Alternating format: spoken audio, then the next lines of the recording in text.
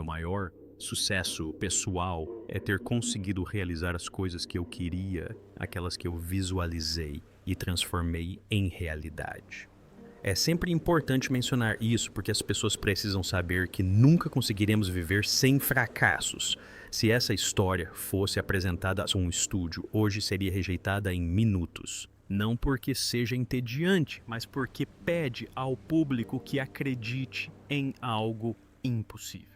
Como um homem consegue escapar da pobreza do pós-guerra, dominar um esporte inteiro, reinventar o cinema mundial e reescrever a história política. Tudo isso antes que a velhice o alcance. Para o mundo, esta é a história de sucesso definitiva de um imigrante. O sonho americano esculpido em músculos e envolto em confiança. Mas as lendas mentem. E esta esconde um preço tão alto que nem mesmo seu herói sobreviveu. Por trás do sorriso que inspirou milhares de cartazes de cinema, havia um homem fugindo de algo não em busca do sucesso, mas de um passado repleto de medo, silêncio e violência. Por trás da força havia danos. Por trás da disciplina havia desespero. O mundo viu o exterminador. O que não viram foi o menino que aprendeu cedo que o amor é condicional. O marido que escondeu uma vida dupla por mais de uma década.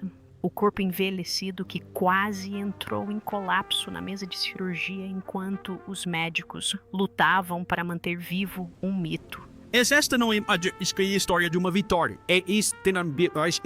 Indo pensar que senta progenia que usa. Sepai, para entender de como Arnold Schwarzenegger se tornou tudo, primeiro precisamos voltar ao ponto de partida quando ele não tinha nada. Tal 30 de julho de 1947. Arnold Alois Schwarzenegger nasceu em um país que já havia perdido tudo. A Áustria estava destruída, humilhada após a Segunda Guerra Mundial, ocupada por potências estrangeiras, economicamente devastada e emocionalmente insensível. A guerra havia terminado, mas suas consequências permaneciam em cada lar. A casa de Schwarzenegger não tinha aquecimento central, nem encanamento interno, nem qualquer conforto. A água precisava ser carregada em baldes, mesmo quando o inverno congelava a pele. Mas o frio não era a pior parte. Essa pior parte vinha na forma de seu pai. Gustav Schwarzenegger era o chefe de polícia local, alto, rígido, temido. Um homem moldado por uniformes e obediência. Um ex-membro do partido nazista que carregava a derrota como uma ferida que nunca cicatrizou. Ele trouxe a guerra para casa. A ordem era lei, a fraqueza era punida, o afeto era racionado quando existia. Arnold e seu irmão mais velho Meinhard não foram criados, foram testados. Todas as manhãs eram uma competição, cada refeição um julgamento, cada erro uma marca negativa. E Arnold geralmente perdia. Meinhard era o favorito, o obediente, o filho normal. Arnold era diferente, barulhento, desafiador, sonhando muito além dos limites de uma pequena vila austríaca. Seu pai garantiu que esses sonhos fossem destruídos desde cedo. Arnold se lembraria mais tarde de ser espancado com cintos, arrastado pelos cabelos, humilhado por seu corpo. Suas ambições, sua recusa em se encaixar nos padrões. Sem terapia, sem conforto, apenas sobrevivência. Enquanto Meinhard sucumbiu à pressão, afogando sua dor no álcool e morrendo jovem em um acidente de carro, Arnold se endureceu. Algo dentro dele se desligou. Ele não apenas guardava ressentimento de sua casa. Ele se desapegou disso. Eu sentia que não pertencia a lugar nenhum, diria ele. Mais tarde, como se eu fosse destinado a outra coisa, mas essa outra coisa não tem sentido sem direção. E as instruções chegaram em um preto e branco tremeluzente. Em um cinema escuro em Graz, Arnold viu a América pela primeira vez. Cinejornais foram exibidos antes do filme principal, mostrando arranha-céus imponentes, carros reluzentes, ruas ensolaradas e pessoas sorridentes com um ar vitorioso. Parecia outro planeta. Comparada ao desespero cinzento da Áustria do pós-guerra, a América parecia vibrante, livre e ilimitada. Daquele momento em diante, a América deixou de ser apenas um lugar, tornou-se um destino, mas os sonhos precisam de veículos. Arnold encontrou o seu na vitrine de uma loja, uma revista de fisiculturismo na capa Reg Park. Reg Park não era apenas musculoso, ele era um modelo, um fisiculturista para The America, um astro de cinema. A lógica era brutalmente simples. Arnold não queria ser forte. Ele queria sair dali. Trouxe a revista para casa. Sua mãe Aurélia entrou em pânico ao ver homens seminus cobertos de óleo e exibindo seus músculos no palco. Ela achou que o filho estava doente. Chegou até a ligar para um médico. O pai dele riu. Se você quer músculos, zombou Gustav, vá cortar lenha. Mas já era tarde demais. O fogo já estava aceso. Arnold não treinava para ter saúde. Ele treinava para sobreviver. Ele invadia academias aos domingos quando estavam trancadas. Treinou em salas congelantes até que suas mãos grudassem nas barras de metal. Levantava peso não para ganhar força, mas para se distanciar da vida que odiava. Cada repetição era um passo a mais em direção ao seu pai. Cada gota de suor uma declaração de independência. Aos 18 anos, durante o serviço militar obrigatório, a obsessão se intensificou. Enquanto outros descansavam, Arnold fazia flexões. Enquanto outros seguiam ordens, Arnold visualizava o futuro. Ele ficou tão absorto em sua visão que abandonou seu posto para competir no concurso Mr. Europe Junior em Stuttgart. Sem dinheiro, sem calção de banho adequado, sem experiência. Ele venceu. Quando voltou, a punição foi severa. 1 semana na prisão militar, uma cela de concreto isolamento silêncio. Mas em vez de medo, Arnold sentiu clareza. Deitado naquele catre, ele sorriu. As regras não se aplicavam mais a ele. Não era do pai dele, nem da Áustria, nem de ninguém. O menino de Tal estava desaparecendo, algo mais estava se formando. A primeira humilhação americana. Quando Arnold finalmente desembarcou na América, o sonho não o recebeu de braços abertos. Ele chegou com uma mochila de ginástica, um sotaque carregado que distorcia cada frase e uma confiança tão intensa que beirava a profecia. Joe Wader o trouxera para os Estados Unidos convencido de que esse gigante austríaco poderia se tornar o futuro do fisiculturismo. Mas a América tinha um jeito de punir a arrogância rapidamente. Em sua primeira grande competição nos EUA, Arnold perdeu. Não por acaso, não por erro de julgamento, mas sim pela realidade. Ele era enorme, sim, mas tinha uma aparência elegante. Uma escultura sem arestas vivas. Frank Zane, menor, mas esculpido como uma estátua, o superava em definição e equilíbrio. Arnold não encarou isso como um atleta comum. Ele interpretou aquilo como um insulto ao destino. Chorou sozinho num quarto de hotel, encarando o próprio corpo, como se este o tivesse traído. Atravessaram o oceano acreditando que o mundo confirmaria instantaneamente o que ele já sabia sobre si mesmo. Em vez disso, o mundo disse ainda não. A maioria dos homens teria corrido para casa. Arnold não correu. Ele recalculava os planos. Mudou-se para Venice Beach, na Califórnia, onde o fisiculturismo não era um hobby, era uma religião.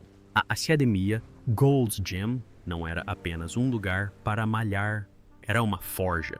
Lá dentro, os homens não treinavam para ter uma boa aparência. Eles treinaram para dominar. E Arnold não apareceu como um turista. Ele apareceu como alguém se preparando para a guerra. Ele o atacou como se fossem inimigos, panturrilhas, abdômen, definição, postura, simetria. Ele estudava seu próprio reflexo com a frieza de um cirurgião. Enquanto outros levantavam peso por diversão ou por ego, Arnold levantava com um propósito que assustava as pessoas, porque não se tratava mais de ganhar um troféu, tratava-se de provar que nada, nem a biologia, nem a genética, nem as circunstâncias poderia impedi-lo. Ele treinou por mais tempo, ele treinou com mais peso, ele treinou de forma mais inteligente e aprendeu algo crucial. Músculos são apenas metade da batalha. Sim. A outra metade acontece dentro da cabeça do seu oponente. Arnold entendia a competição como um tabuleiro de xadrez. Se ele conseguisse entrar na sua mente, seu corpo o seguiria. Então, antes das competições, ele fazia amizade com os rivais, sorria para eles, os elogiava. E então, com a delicadeza de uma cobra, plante uma semente. Você parece um pouco menor hoje. Tudo bem, semana difícil, tem certeza de que suas costas estão saradas, parecia inofensivo. Mas uma vez que essa dúvida surgiu, ela cresceu. Ele fazia piadas nos bastidores para atrapalhar a concentração. Conversava durante a pesagem para roubar a atenção. Fez com que seus oponentes se sentissem amadores nervosos. E fez com que ele se sentisse invencível. Ele não estava apenas tentando vencer. Ele queria que o outro homem subisse ao palco já derrotado. Era cruel e funcionou. Então veio o filme que o imortalizou. Pumping Iron não foi concebido para ser um fenômeno cultural. Era para ser um documentário de nicho sobre um esporte marginal. Em vez disso, tornou-se a primeira audição global de Arnold, porque a câmera não registrou apenas seu corpo, ela capturou sua aura. Confiante, charmoso, calculista, rindo como se já fosse dono do futuro. E mostrou ele fazendo algo mais sombrio do que levantar pesos. Mostrou ele desmantelando pessoas. O exemplo mais famoso foi Lou Ferrigno, mais jovem, mais alto, fisicamente imponente. O tipo de rival que deveria ter ameaçado Arnold. Mas Arnold tratava Lou como uma criança. As conversas à mesa do café da manhã se transformaram em guerra psicológica. Arnold o interrompia, provocava-o. Isso o desestabilizou, fez com que ele parecesse emocionalmente frágil. O pai de Lou o pressionava como uma máquina de pressão. E Arnold explorou cada brecha na relação deles. Quando chegaram ao palco, a competição já estava decidida. Não porque Arnold fosse mais forte, porque ele havia feito Lou se sentir fraco. Aquele documentário fez algo que nenhum troféu jamais conseguiria. Tirou Arnold da academia e o inseriu na cultura pop. De repente, o fisiculturismo não era apenas suor e óleo para poses, era carisma, estratégia, história. E Arnold não era apenas um campeão. Ele era um personagem que as pessoas não conseguiam parar de assistir. Em meados da década de 70, Arnold havia dominado o esporte. Títulos de Mr. Olympia se acumulavam como troféus em um palácio. Seu nome se tornou o padrão, o modelo, a régua. Ele não estava mais competindo, ele estava dominando, e foi aí que algo perigoso aconteceu com um homem como Arnold. Ele ficou entediado, porque uma vez que você escala a montanha, ou aprende a viver no topo, ou começa a procurar uma montanha mais alta, e Arnold sempre precisava de uma montanha mais alta. Eis o que o mundo entendeu errado sobre ele, pensavam que ele era só músculo. Mas Arnold pensava como um investidor, enquanto todos os outros pensavam como atletas. Enquanto outros fisiculturistas estavam falidos, Arnold abria empresas. Ele e Franco Colombo tinham um esquema de construção civil e alvenaria. Cobravam preços exorbitantes de californianos ricos, vendendo a ideia do artesanato europeu. Não era só mão de obra, foi o branding. Depois veio o mercado imobiliário. A década de 1970 foi marcada por forte inflação, caótico, imprevisível, e Arnold soube usar esse caos. Ele comprou imóveis, prédios de apartamentos, ativos que geram fluxo de caixa, coisas que geravam dinheiro enquanto ele dormia. Ele não esperou que Hollywood o pagasse. Primeiro construiu a base. Assim, quando o mundo finalmente o reconheceu como uma estrela, ele já era financeiramente independente. Isso que é importante porque explica o passo seguinte. Arnold não buscou a carreira de ator por necessidade. Ele perseguia esse objetivo porque queria a próxima conquista. Arnold começou a dizer a todos: serei a maior estrela de cinema do mundo. E as pessoas não apenas duvidavam dele. Eles riram na cara dele. Disseram que o sotaque dele parecia o de uma máquina. Disseram que o nome dele era muito comprido. Disseram que seu físico não era adequado para papéis principais. Os anos 70 queriam realismo cru, não um efeito especial ambulante de 113 quilos. Um agente teria dito a ele que ele poderia interpretar um vilão. Talvez um lutador silencioso, talvez um guarda nazista, Mas um herói, jamais. Eles viram um problema. Arnold viu uma arma. Porque toda a sua vida o havia treinado para uma única habilidade, transformando a humilhação em combustível. Então ele atacou agindo da mesma forma que atacava suas panturrilhas, implacavelmente. Aulas de oratória, treinamento de sotaque, aulas de teatro, repetição sem fim. Suas primeiras tentativas foram desastrosas. Algumas foram francamente constrangedoras. Mas Arnold não precisava se tornar o melhor ator. Ele precisava se tornar inesquecível. Em 1982, Conan o Bárbaro chegou aos cinemas. Os críticos não sabiam o que fazer com isso. Alguns zombaram, outros rejeitaram. Mas e o público? O público estava hipnotizado. Arnold não interpretava Conan como um homem fingindo, ele o interpretava como se tivesse sido esculpido em pedra. O sotaque conferia ao personagem um poder ancestral e estrangeiro, como se ele viesse de um mundo mais antigo que a própria linguagem. E de repente aquilo que Hollywood dizia que o arruinaria tornou-se parte da magia. Mas nem mesmo Conan era a versão final.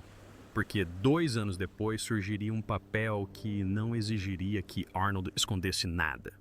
Exigiria que ele se tornasse exatamente aquilo que as pessoas temiam que ele fosse: uma máquina. O papel que mudou as regras. Hollywood achava que tinha entendido Arnold. Corpo grande, sotaque estranho, alcance limitado. Então, um roteiro de ficção científica de baixo orçamento reescreveu as regras do cinema. O diretor James Cameron originalmente imaginou o Exterminador como um assassino elegante e de aparência humana. Alguém comum. Alguém que pudesse se misturar. O estúdio chegou a cogitar nomes como o J. Simpson, um homem que o público jamais acreditaria ser um assassino impiedoso. Então, Cameron conheceu Arnold. Inicialmente, Arnold estava sendo considerado para o papel do herói Kyle Reese. Mas durante o almoço, algo inesperado aconteceu. Arnold começou a criticar o vilão. A máquina não deveria piscar, disse ele. Não deveria reagir como um homem. Não deveria demonstrar emoção. Cameron percebeu a verdade no meio da conversa. Arnold não estava errado ao ser escolhido como vilão. Ele era o vilão. Uma máquina ambulante, sem emoção, imparável. O Exterminador do Futuro não apenas se adaptou às limitações de Arnold, como as transformou em armas. Quando o filme foi lançado em 1984, ele explodiu. Arnold disse menos de 20 frases, mas uma única frase remodelou a cultura pop para sempre. Eu voltarei.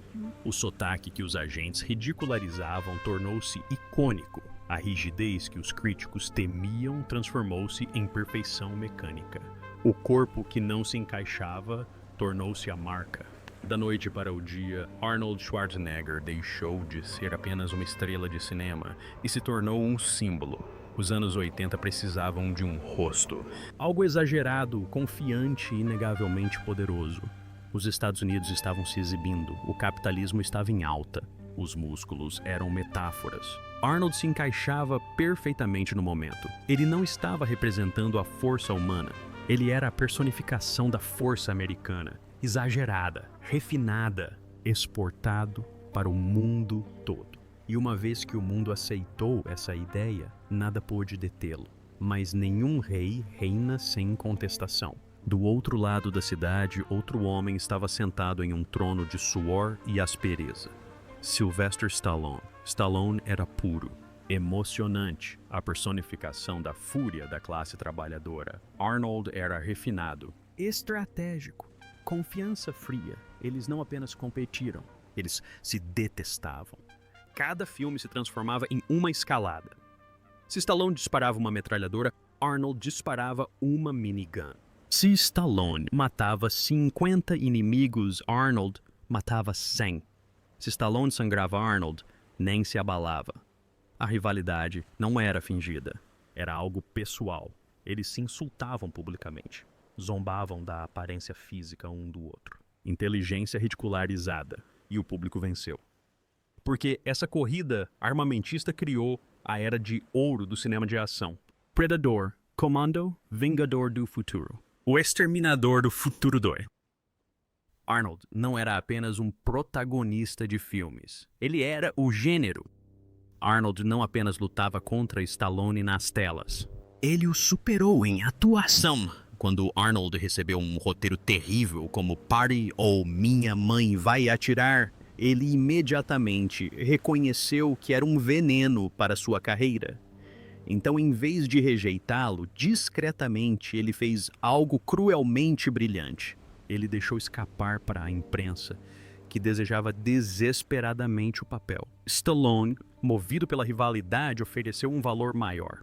O filme foi um fracasso estrondoso. Arnold não moveu um dedo.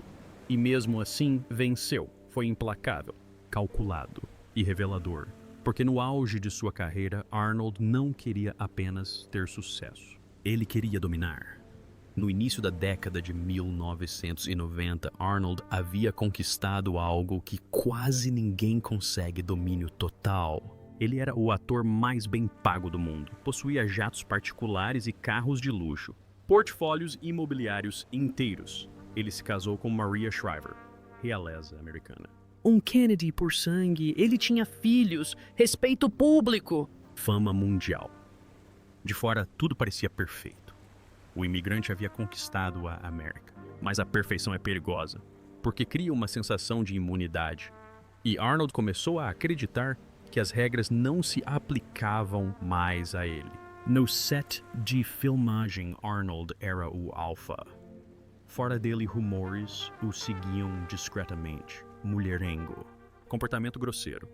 A sensação de que limites eram opcionais. Ele sempre moldou a realidade à sua vontade. Por que o casamento seria diferente? O que ninguém sabia ainda era que Arnold já havia cruzado uma linha tão grave que um dia destruiria tudo o que ele havia construído. Uma linha escondida dentro da própria casa. Um segredo tão íntimo que dividia espaço com a cozinha. E enquanto os flashes das câmeras disparavam, o tempo já estava correndo. No final da década de 1990, Arnold sentiu aquela coceira familiar. A bilheteria havia sido conquistada. A academia havia sido conquistada. Hollywood havia sido conquistada. Então ele partiu em busca da próxima arena. Política. Quando a Califórnia mergulhou em crise em 2003 e o governador Gray Davis enfrentou um processo de impeachment, Arnold viu uma oportunidade. Ele anunciou sua candidatura no The Tonight Show como se fosse uma estreia de cinema. A classe política riu. De novo, sempre rindo. Disseram que ele não entendia de política, não entendia de governança, não entendia o que era seriedade. Eles cometeram o mesmo erro que os juízes de fisiculturismo cometeram décadas antes. Subestimaram sua capacidade de se conectar com o público. Arnold não fez campanha. Ele organizou um espetáculo e o público adorou. Em uma vitória esmagadora que chocou o mundo, Arnold Schwarzenegger tornou-se governador da Califórnia. O imigrante que não conseguiu se candidatar à presidência conquistou a coisa mais próxima disso. O sonho americano atingiu seu ápice estrondoso. Força, dinheiro, poder. Tudo o que ele sempre quis. E tudo o que ele estava prestes a perder. Sacramento não é um cenário de filme. Sacramento consome a ambição silenciosamente. Não impulsiona carreiras. Sufoca-as. Arnold entrou para o gabinete do governador acreditando que a força de vontade poderia derrubar a burocracia da mesma forma que derrubou halteres e recordes de bilheteria. Ele encarava a política como um ciclo de treinamento. Visualize a vitória. Aplique pressão. Repita. No início funcionou. Ele era uma anomalia política. Republicana casada com um membro da dinastia Kennedy. Liberal em questões sociais, conservador em questões fiscais. Impossível de categorizar. Os líderes mundiais não pediram reuniões com o presidente. Eles pediram fotos com o exterminador do futuro. Ele sobrevoou incêndios florestais, apareceu em zonas de desastre. Demonstrou força quando a Califórnia parecia frágil. Ele chegou a aprovar uma legislação ambiental histórica que obrigou o Estado a liderar o mundo em políticas climáticas, algo que poucos acreditavam ser possível vindo de um governador conservador. Por um instante pareceu que o impossível estava acontecendo novamente. Mas a política não recompensa a dominância. Ela a pune. Arnold interpretou mal o campo de batalha. Ele acreditava que a popularidade poderia sobrepujar as instituições. Tentou aprovar iniciativas populares para enfraquecer o poder dos sindicatos, uma medida que desencadeou uma retaliação em larga escala. Professores, enfermeiros, bombeiros, heróis de verdade, não de filme, se opuseram a ele. A narrativa pública se inverteu. Arnold deixou de ser o salvador. Ele era o valentão. As iniciativas fracassaram feio. Pela primeira vez desde que deixou a Áustria, Arnold experimentou a humilhação pública, da qual não conseguiu se livrar. Seus índices de aprovação despencaram.